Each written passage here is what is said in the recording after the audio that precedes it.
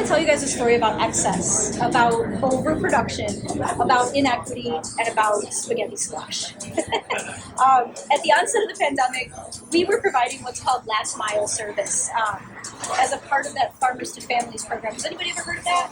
Farmers to Families?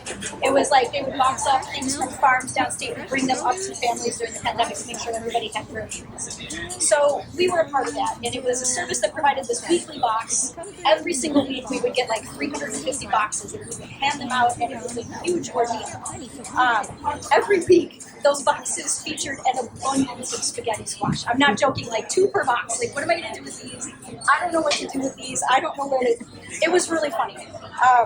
But the majority of families who would line up for like blocks and blocks, the clogging up traffic type of lineup, would leave the squash behind, just real quiet, like, you know? And we would always be like, yeah, that tracks, because we would do the same thing, like, we don't know what to do with those either. So I feel you, right?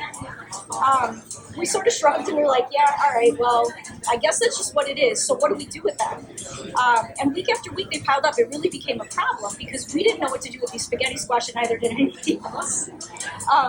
And so we would show up to like the community fridges and the crisper drawers. We'd be really weighed down with them, and we would be like, well, but I have more. What do we do with these? And it just became a problem. But why? That's the real question here. Why are there so many spaghetti squashes if nobody's eating them, if they're just going to waste? And it's because we as a society overproduce based on what's the easiest and the most affordable to produce on a mass scale.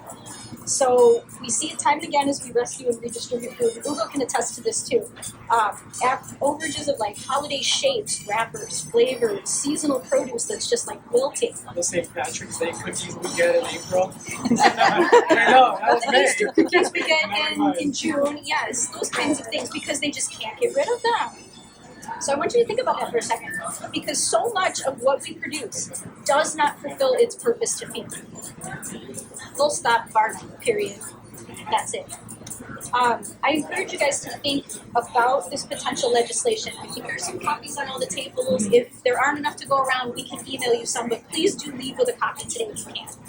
Think about this potential legislation and about how it can accomplish many important things. Not just the one thing, but many things. We can decrease overproduction and ease the burden on our landfills, as Hugo mentioned. We can feed our communities.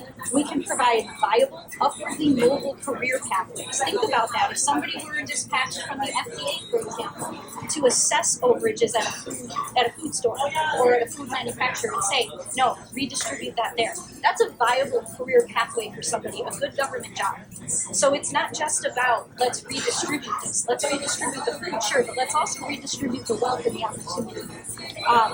We can do all of those things. We can do them together.